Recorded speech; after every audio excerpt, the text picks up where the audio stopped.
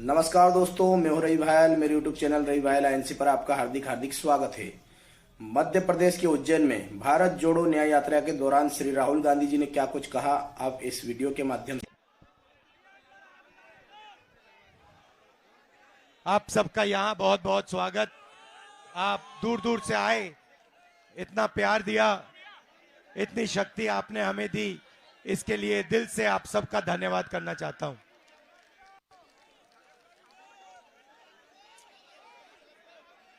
पिछले साल हमने भारत जोड़ो यात्रा की थी।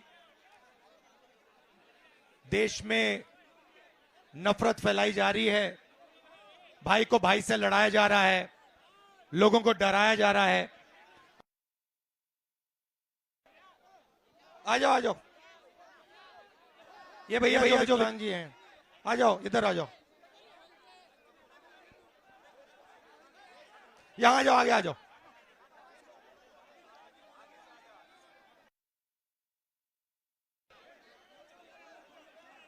कैसे हुआ?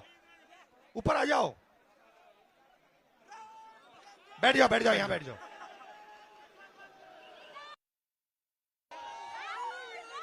यहां बैठो, बैठो यहां। कैसे लगा आपको ये? नहीं, हाथ में कैसे चोट लगी? कैसे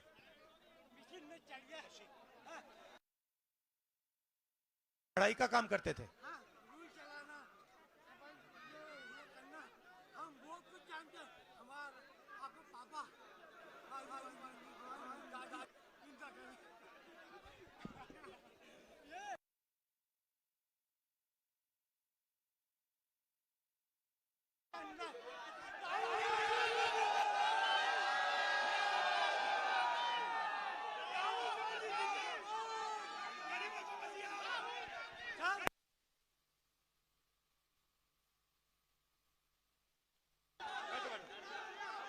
बैठो।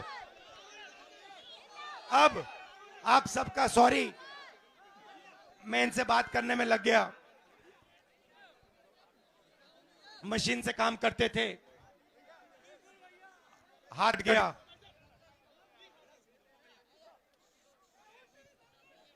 काफी कष्ट हुआ होगा आपको। तो ऐसे हिंदुस्तान में लाखों लोग हैं। आपकी सरकार ने मदद की? किसी ने आपकी मदद की? किसी ने नहीं किया आपकी मदद। तो भारत जोड़ो का मतलब नफरत मिटाओ, नफरत के बाजार में मोहब्बत की दुकान खोलो। और ये काफी आसान होता है, इतना मुश्किल नहीं होता। जैसे कभी कभी होता क्या है, जैसे मैं यात्रा में चल रहा होता हूं तो बीजेपी का कोई, जैसे आज बीजेपी के 3-4 झंडे लिए खड़े थे तो चिल्ला रहे थे वो। मैं गाड़ी से उतरा, मैंने जाके हाथ मिलाया, मैंने उनसे कहा भैया कैसे हो, और वो चिल्लाना बंद कर गए, फिर मुस्कुराना बंद शुरू कर दिया, और फिर जब मैं जा रहा था मुझे ऐसे कर रहे थे। तो आसान होता है, इतना मुश्किल नहीं होता।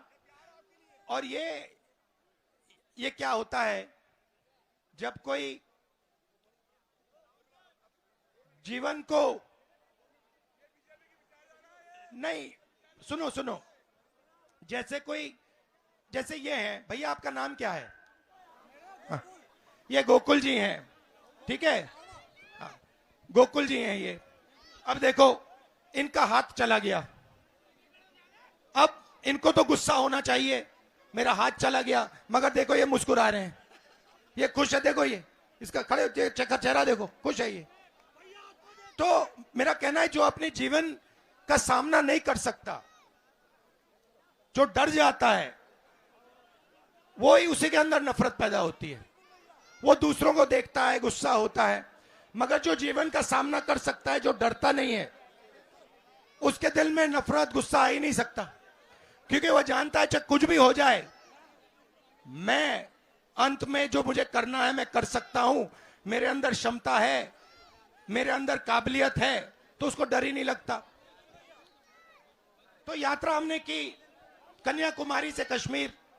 अब अजीब सी बात आपको बताएं, 4000 किलोमीटर हम चले, 30 किलोमीटर 25-30 किलोमीटर रोज चलते थे। शाम को हमें पता नहीं लगता था, थकान नहीं आती थी, और हर रोज मैं अपने आप से पूछता था ये हो क्या रहा है, 30 किलोमीटर चल लिया, जितनी शक्ति सुबह थी उतनी शक्ति शाम को है। और फिर मुझे बात समझ आई, ये हिंदुस्तान की जनता का प्यार है, उनका मोहब्बत है, उनकी मोहब्बत है कि ये मेरी मदद कर रहे हैं, ये देख रहे हैं कि एक व्यक्ति हिंदुस्तान के लिए लड़ रहा है, जोड़ने के लिए लड़ रहा है, तो ये बिना कुछ कहे मेरी मदद कर रहे हैं। और जब ये मुझे मोहब्बत दे रहे हैं, अपनी शक्ति दे रहे हैं, मुझ में थकान ही नहीं आ रही। अब दूसरी यात्रा क्यों शुरू की? क्योंकि लोगों ने हमें कहा देखिए आप कन्याकुमारी से कश्मीर चल दिए, मगर आप आसाम नहीं गए, आप बंगाल नहीं गए, उड़ीसा नहीं गए, नॉर्थ ईस्ट में नहीं गए, गुजरात नहीं गए। तो ये यात्रा जो है इसको इन प्रदेशों में भी जाना चाहिए, इसलिए हमने दूसरी यात्रा शुरू की और मणिपुर से शुरू की, और आज मैं यहां आपके सामने हाजिर हुआ हूं। उसमें हमने एक नया, अब आप पूछोगे भैया न्याय शब्द क्यों जोड़ा? मैं आपको बताता हूं। हिंदुस्तान में आर्थिक अन्याय हो रहा है, सामाजिक अन्याय हो रहा है, किसानों के खिलाफ अन्याय हो रहा है, महिलाओं के खिलाफ अन्याय हो रहा है, मजदूरों के खिलाफ अन्याय हो रहा है। सारा का सारा धन 2-3 बड़े उद्योगपतियों को दिया जा रहा है। आप जहां भी देखो आपको अदानी अदानी अदानी अदानी नाम दिखाई देगा। हिमाचल के सेब अदानी, हथियार अदानी, एयरपोर्ट अदानी, रेलवे अदानी। तो जहां भी देखो आपको वही 2-3 बड़े नाम दिखेंगे, वही बड़े 2-3 नाम दिखाई देंगे। मैं आपसे एक सवाल पूछना चाहता हूं, आपका टेस्ट लेना चाहता हूं। चलो, जैसे आपका टेस्ट होता है ना,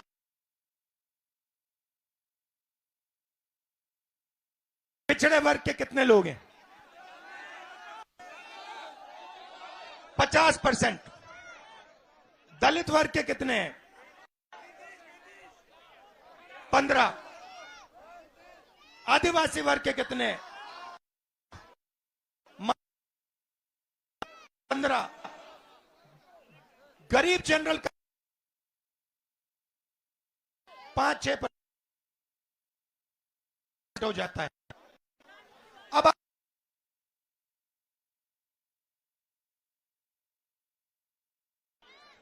हिंदुस्तान के 200 सबसे बड़े पति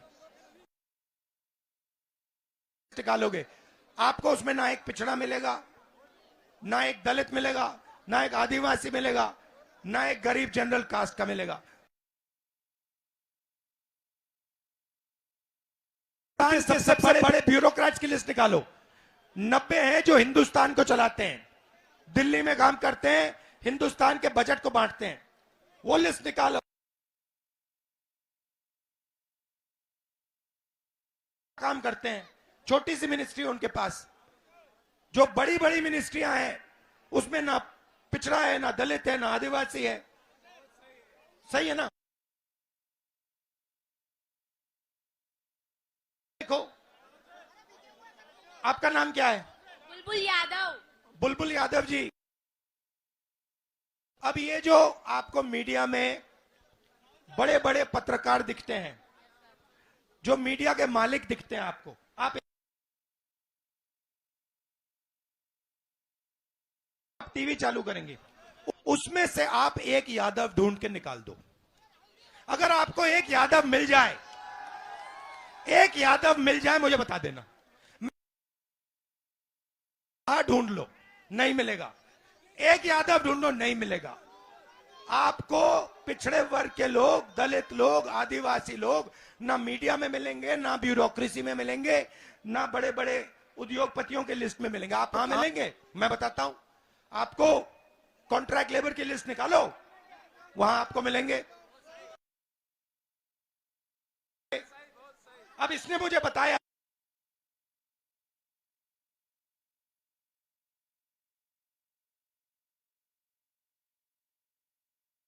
अब इनके पापा को कैसे खत्म करने की कोशिश की। पहले जीएसटी लागू की, नोटबंदी लागू की, और इनका जो पापा का जो कैश फ्लो होता है रोक दिया। क्यों? जहां इस बिटिया का पापा की दुकान है, अदानी फ्रेश, अंबानी फ्रेश खुल जाए, या किसी बड़े उद्योग की दुकान खुल जाए,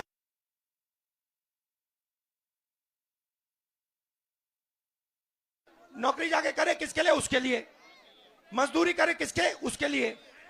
तो आप हर इंडस्ट्री को देख लो, कोई भी इंडस्ट्री देख लो हिंदुस्तान में, आपको सब जगह यही 10-15 लोग दिखेंगे।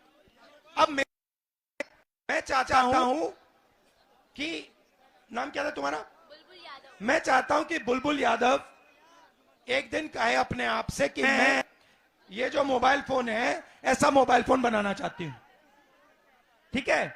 और फिर ये बैंक के पास जाए और बैंक से कहे मेरा नाम बुलबुल यादव है, आप मुझे लोन दो, मैं ये मोबाइल फोन का काम करना चाहती हूं। और बैंक उससे कहे हां बुलबुल, ये लो अपना पैसा, जाके अपना छोटा सा बिजनेस चालू करो। आज अगर बुलबुल यादव बैंक के अंदर जाए और उनसे कहे कि भैया मैं छोटा बिजनेस शुरू करना चाहता हूं, उन बैंक उससे कहेगा देखिए बुलबुल जी, आप घर जाइए, यहां पे हम सिर्फ अदानी अंबानी जैसे लोगों को बैंक लोन देते हैं।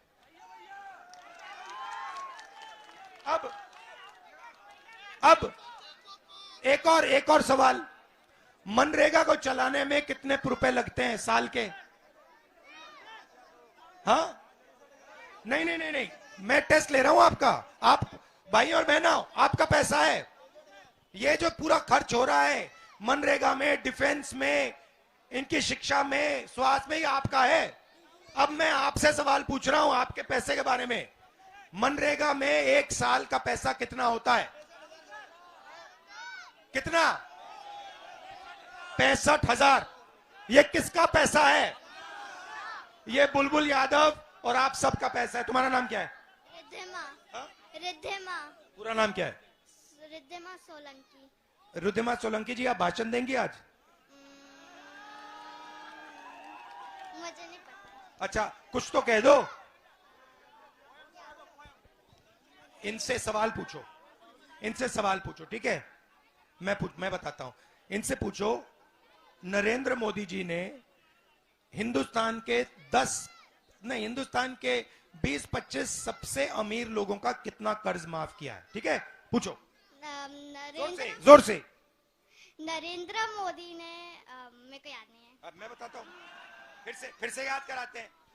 नरेंद्र मोदी जी ने, घबराना नहीं है, ये तुम्हारे लोग हैं, ये तुम्हारे भाई हैं, ये तुम्हारे लोग हैं।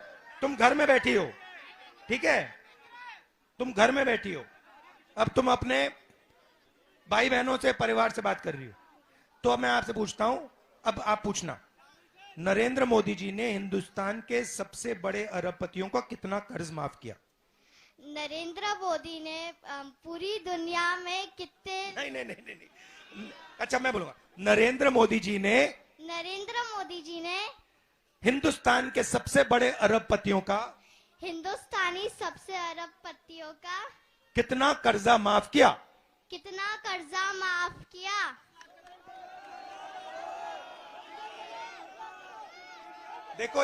देखो इनका पैसा है, इनको मालूम ही नहीं। 16 लाख करोड़ रुपया आपका पैसा, 20-25 लोगों का कर्जा माफ किया। अब मैं आपसे पूछता हूं, नहीं आप पूछोगी, अब आप पूछो, कितने साल मनरेगा का पैसा माफ किया? जोर से कितने साल मनरेगा का कर्जा माफ किया? एक भी नहीं। और मनरेगा को चलाने में 65,000 करोड़ रुपए लगते हैं। नरेंद्र मोदी जी ने 25 लोगों को 24 साल मनरेगा का पैसा पकड़ा दिया। 16 लाख करोड़ रुपया, 65,000 करोड़ रुपया, 65,000 करोड़ रुपया मनरेगा का एक साल का, 16 लाख करोड़ रुपया उन्होंने माफ किया। मतलब 25 साल का मनरेगा का पैसा उन्होंने 20-25 लोगों को दे दिया और आपको पता भी नहीं लगा। आपके जेब से पैसा लिया, आपको पता भी नहीं लगा। छोटी बच्ची आपसे पूछ रही है, आप जवाब नहीं दे पा रहे हो।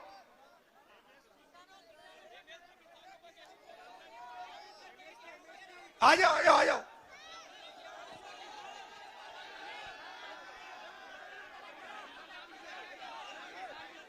आ जाओ, आने दो। दादा इनको आने दो, भैया इनको आने दो।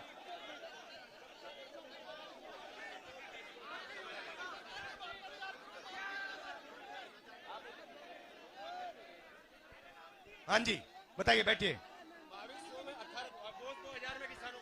बोलो। किसानों के साथ छलावा किया। 2700 रुपए क्विंटल गेहूं का बोला, 2200 से 2000 हमारे किसानों का गेहूं बिक रहा है। और हम किसानों ने भी इस बार ठाना है कि अगर 2700 रुपए जो किसान नेता जीतू पटवारी जी ने वादा किया था, अगर वो हमें नहीं मिला है तो इस भाजपा सरकार का सुपड़ा साफ कर दिया जाएगा। तो देखिए, हम यहां सिर्फ, धन्यवाद, हम यहां, आपका नाम क्या है? अशोक जाट। नमस्कार, अच्छा लगा आपसे मिलकर। हाँ, तो मैं सिर्फ ये कह रहा हूं कि जो हिंदुस्तान में, ठहर जाओ, अब तुम्हारी बारी आएगी। जो हिंदुस्तान में अन्याय हो रहा है वो आपके साथ हो रहा है। मैं सिर्फ ये चाहता हूं कि अगर बड़े बड़े उद्योगपतियों का काम हो तो फिर गरीबों का भी होना चाहिए, छोटे व्यापारियों का भी होना चाहिए, सबका होना चाहिए। अगर नरेंद्र मोदी अरबपतियों का कर्जा माफ करते हैं तो उन्होंने किसानों का कर्जा माफ करना चाहिए। बस यही कह रहा हूं मैं। आप सब आए, दिल से आपका धन्यवाद करता हूं, बहुत बहुत धन्यवाद। नमस्कार, जय हिंद। आपका भी धन्यवाद, आपने बहुत अच्छा सवाल पूछा और आपका भी धन्यवाद। Thank you. जय महाकाल।